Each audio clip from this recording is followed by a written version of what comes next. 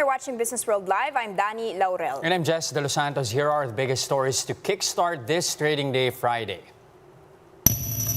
With national debt bloating to a new record high, the Budget Department says borrowings incurred by the government should not be feared. Ang utang kasi hindi dapat katakutan. Incoming Finance Chief Ben Diokno assures the public that the Philippines will not fall into a debt trap. More than $3 billion worth of potential investments in the electronics sector have been diverted to neighboring countries, an industry group reveals. And Ports tycoon Enrique Razon is poised to acquire a controlling stake in Dennis Uys' Malampaya Gas to Power project. We begin our broadcast with the country's debt jumping to a new record high of 12.76 trillion pesos. That's as the government ramped up its borrowings to support the economy's further recovery from the pandemic. Fresh data from the Bureau of Treasury show that outstanding debt in April rose by more than 16% from 11 trillion pesos on annual basis, while the year-to-debt pile is up by nearly 9%. So far, the government has borrowed at least 1 trillion pesos more since January. External debt also jumped by 20% to more than 3.8 trillion pesos in April. Economists say the record debt reflected borrowings made before the elections to fund infrastructure projects and support fuel subsidies and other pandemic response programs. And for these reasons, Acting Budget Secretary Tina Rose Canda says there is nothing to fear about debt that serves a purpose. Ang utang kasi hindi dapat katakutan. Alam naman natin na nung time na tumama ang COVID, wala tayong mga isolation facilities. Wala tayong tamang hospital, dami ng hospital beds, no? So hindi naman natin pwedeng isakripisyo ang buhay ng ating mga kababayan dahil ayaw nating mangutang.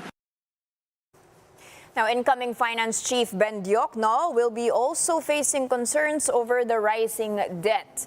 But in an interview with the chiefs, Diokno assured the public that the Philippine economy would not fall into a debt trap like Sri Lanka.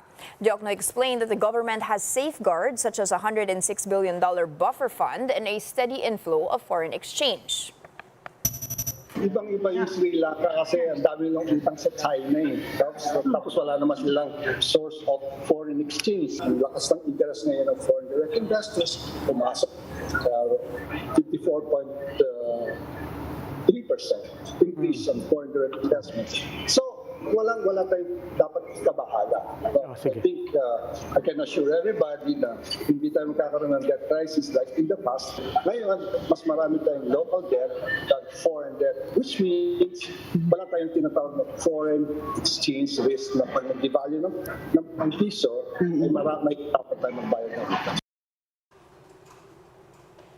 Diokno added that a consistent annual growth of 6% will lower the country's budget deficit to around 3%. That's from the current rate of about 8%. He said that this growth trajectory also lowers poverty to 1 out of 10 Filipinos.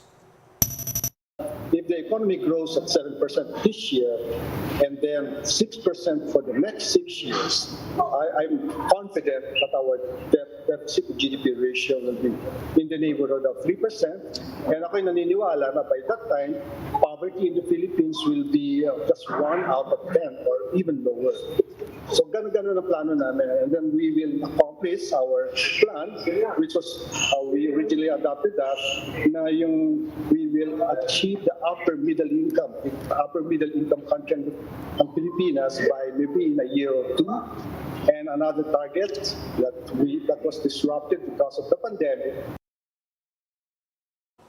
Now, in other news from the Philippine Star, Semiconductor and Electronics Industries in the Philippines Foundation, or SAPI, says over $3 billion worth of investments in electronics have been diverted to other countries. SAPI President Dan La Chica said at least 5 companies have opted to bring their $3.6 billion worth of investments to Vietnam, Thailand, and China instead of the Philippines. La Chica says This is due to investor concerns on the CREATE Act, particularly the rationalization of fiscal incentives. La Chica has also raised concerns over changes introduced in terms of the approval of incentives.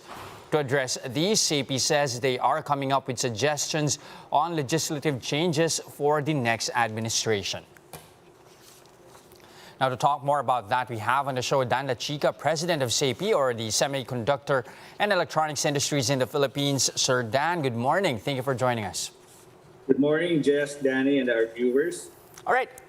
Could you detail that more for us? You have $3.6 billion in lost opportunities here. What are these investments in what particular segments of the sector, to be exact? And what about CREATE turned them off? Or are there other reasons here for the capital flight?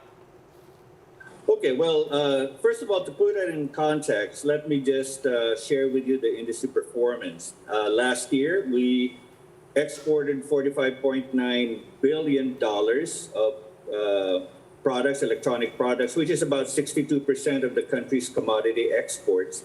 Mm-hmm. And year to date, we're running at about $11.79 billion, which is 61% of exports. And this should put us at anywhere from $47 to $50 billion at the end of the year. So you can see that we pretty much overcame or regained our traction from pre-pandemic days. Okay. Now, let me just clarify what was the newspaper quotes were actually from a session with Senator Amy Marcos and PEZA during the PEZA forum earlier this week. Now, you know, the 3 point, well, what I mentioned was about $3.2 billion of investments have been redirected from the Philippines to countries like Vietnam and Thailand. And another 400 million could be, decisions haven't been made yet, but unless the situations change, they could very well be considered as redirected investments.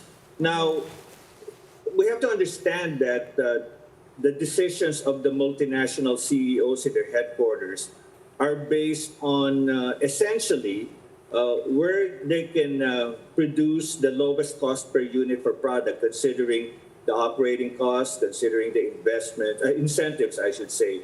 And what I said was, you know, don't get me wrong, CREATE is not bad. Mm-hmm. CREATE is good. The reduction of corporate income tax for domestic companies is excellent. But what we're concerned about would be the incentives rationalization. Mm-hmm. Considering our high operating costs, the power, the labor cost, and the logistics cost, the incentives help reduce that. But the reality is, even after the 10% transition period, many multinationals, and I'm sorry I can't name the company specifically, many multinationals have basically throttled down on introducing new products, if not investments, in the Philippines because they find more attractive options, which I've mentioned earlier. And so what will happen for an industry such as ours is that we depend on new technologies, we depend on new products. So if we don't get those investments, a significant number of those investments, then after the 10-year transition period, when we're running legacy products which may become obsoleted, the complexion of the industry is not going to be the same. We're not going to reach $50 billion. We're not going to reach the 3 million direct and indirect employment. And so I mentioned the tax incentive, the incentives rationalization. I mentioned the high operating costs. But there are also other concerns. For example, inconsistencies with some government policies. I mean, sir, some of them being sorry, just to cut you off. Sir, can we just clarify if this $3.6 billion is something you had expected to happen, especially since, you know, the CREATE bill took some time to be put into effect. There was quite some pushback from the industry. Or is this a figure that is surprising to you more than was expected? Well, even before CREATE was passed, we've already verbalized our concerns in Congress, in Senate, to the Cabinet. In fact, when we had the Ways and Means Committee hearing in Senate with Chair Pia, SAPI and IBPAP and AmCham verbalized our concerns about the job loss and investments. And we're seeing that right now. Am I surprised? Not really, because we've said this all along. But I am kind of concerned about the volume of FDIs, because on one hand, we hear the government saying that investments in 2021 are higher than 2020 by something like 50%. We're number 4 right now in ASEAN investments. But the concern there really is we're comparing ourselves in 2021 versus the Philippine investments in 2020. And that's what good. However, I believe the right number should be what are the investments Philippines is attracting compared to Vietnam, which is Thailand, which is 1.5 times. And we need to understand why that is so that we can put the necessary measures to kind of address the root causes and hopefully increase our investments. So why is that exactly, sir? I mean, you have the incentives rationalization under CREATE originally formed to at least make the country more competitive as an investment destination. So what now about the incentive rationalization is turning off investors? And like what you mentioned, what do you think could be done at least to make us more palatable as a destination here? Yeah, it's already given, sir, that the CREATE has passed. So what can be done right now?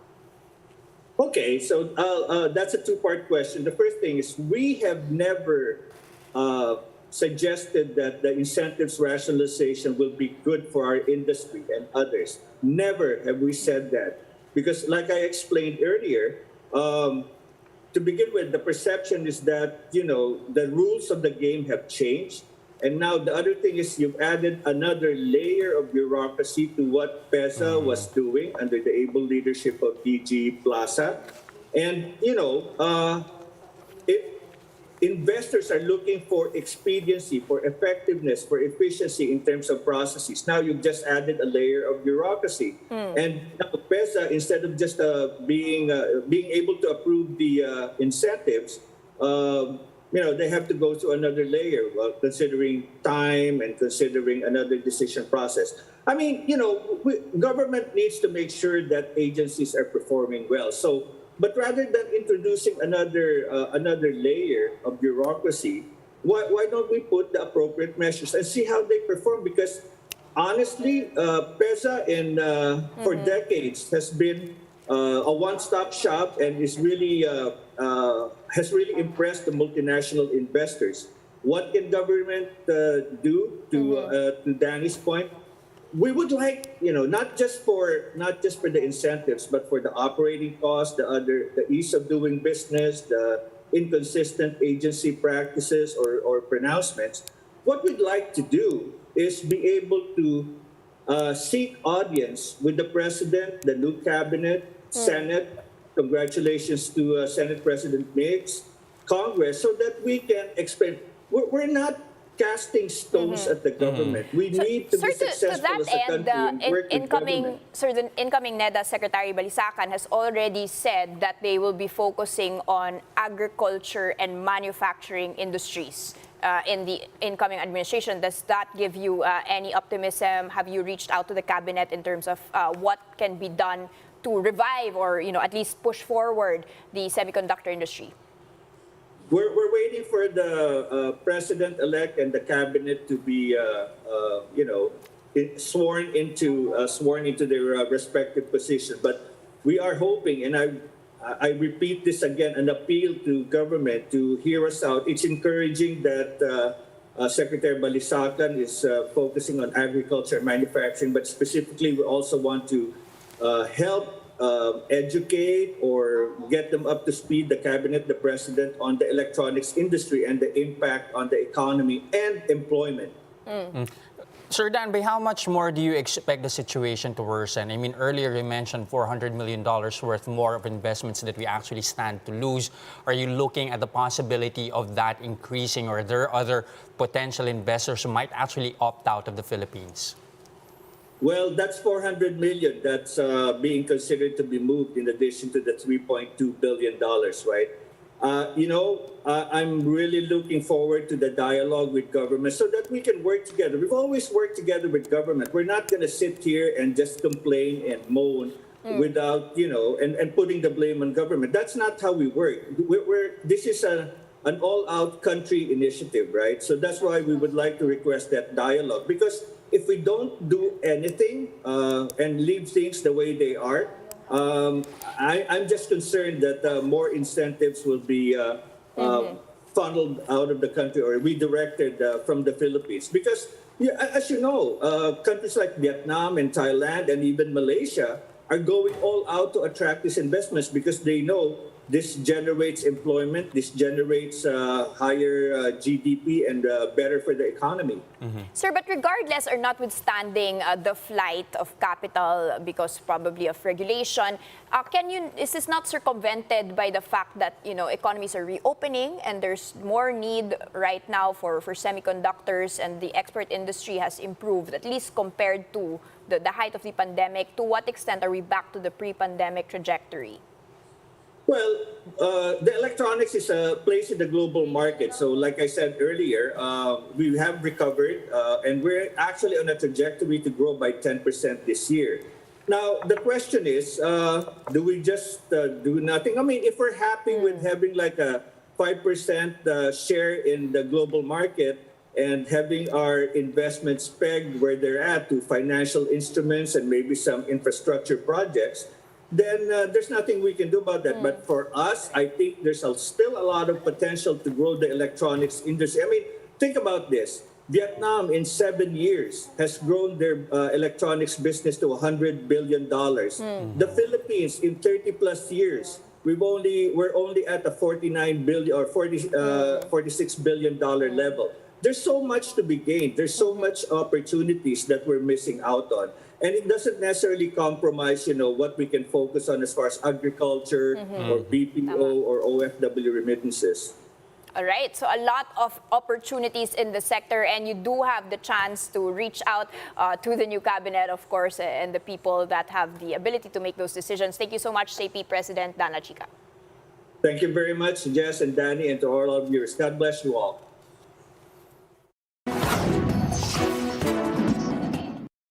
The Customs Bureau collected 68 billion pesos in May, exceeding its target by 21%. This is also the 5th month in a row that Customs has exceeded its monthly collection goals. The Bureau attributed this turnout to economic recovery, improved valuation and collection efforts, as well as the implementation of measures preventing revenue leakage. A senior lawmaker says private-public partnership schemes for infrastructure need more attractive terms to ensure the private sector's participation. House Ways and Means Committee Chairman Joey Salceda says he will personally reorganize the government's offerings to help it pursue public works despite fiscally unfavorable conditions. Salceda says PPPs stand a strong chance of once again playing a major role as the new administration takes office. After all, Salceda says the country has ongoing public needs that it has to invest in despite ongoing fiscal constraints. Pausing for a quick break, but coming right up after that. We'll check how our local bourse is performing this morning after the index extended its losing streak on Thursday's trade. More of that and other stories when Business World Live returns. Stay with us.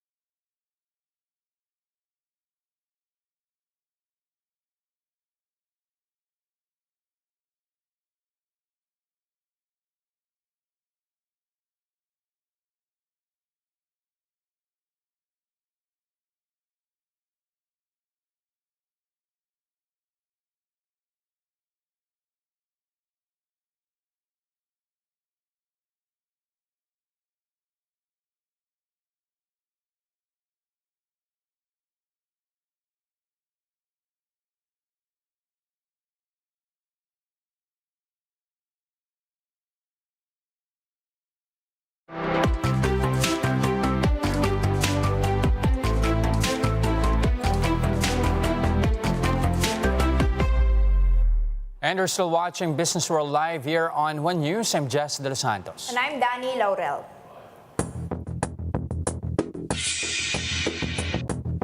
All right, Dan, the Razon Oy deals continue, and we have some more information on that Malampay acquisition. How much of a stake is Razon gunning for in the gas field?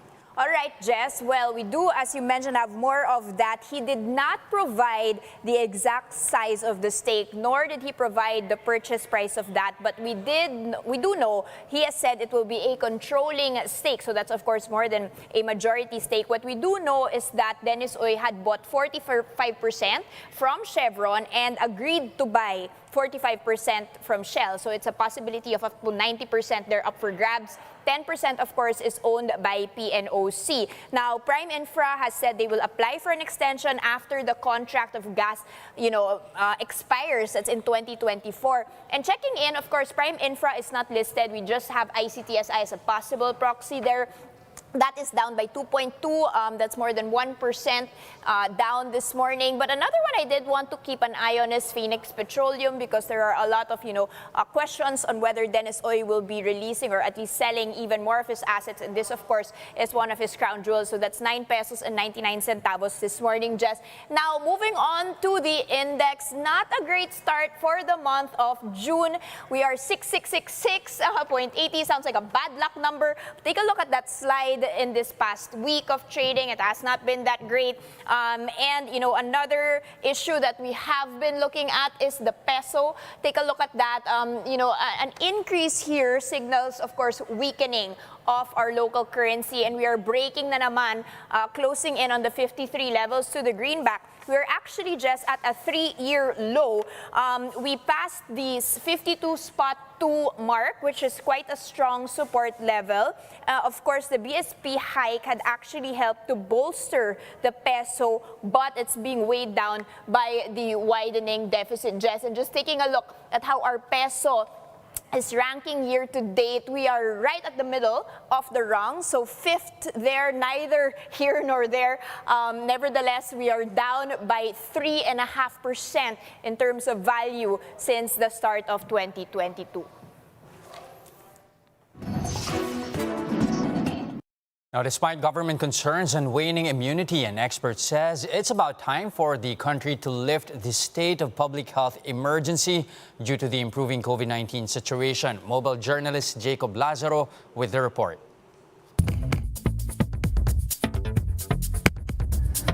More than 2 years since the country was put on lockdown because of the COVID-19 pandemic, and infectious diseases experts say it's time to lift the state of emergency in the country. If you compare 2020, 2021, and 2022, napakalaking difference na. Ang mga kaso natin ngayon has been stabilized to less than 200, no? Lifting the state of emergency would mean further loosening up of travel and capacity restrictions. In addition, this would also mean COVID vaccines would then be available commercially for those who want or need. Presidential Advisor for Entrepreneur Joey Concepcion points out that the country has already gone back to pre-pandemic times.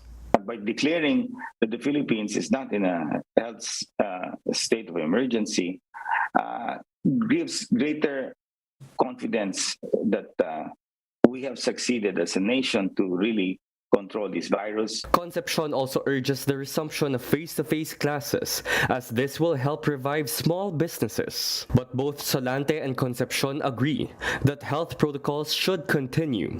Face masks could still be mandatory indoors, but optional for outdoors. There's been an uptick of COVID cases in the past month, although daily average remains less than 200, and hospitalization remains at a safe level. Because of this, Solante is confident that the wall of immunity will hold. Siguro, we have to treat this as something na endemic in a way na maluwagan na natin in terms of yung economic activities.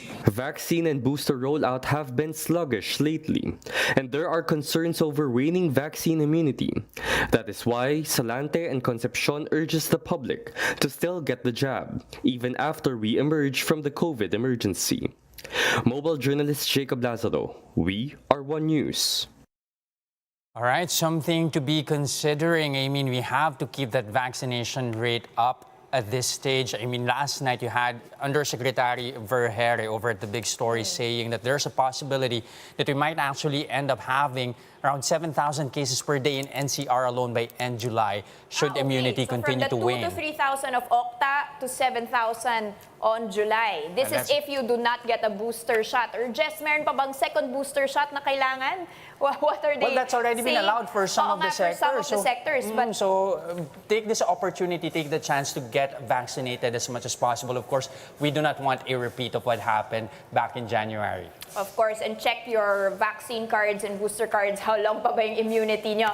All right, Jess, stay safe to everyone. That's a first look into the business day this Friday, June 3, 2022. Join us again Monday next week at exactly 9:30 a.m. You can also catch us on Signal Play. Register for a free account now at www.signalplay.com and stream One News Live anytime, anywhere. I'm Jess De Los Santos. And I'm Danny Laurel. We sound like a broken record, but mask on pa rin. Wash hands. Stay safe, Philippines. And get vaccinated. Get vaccinated. We are One News.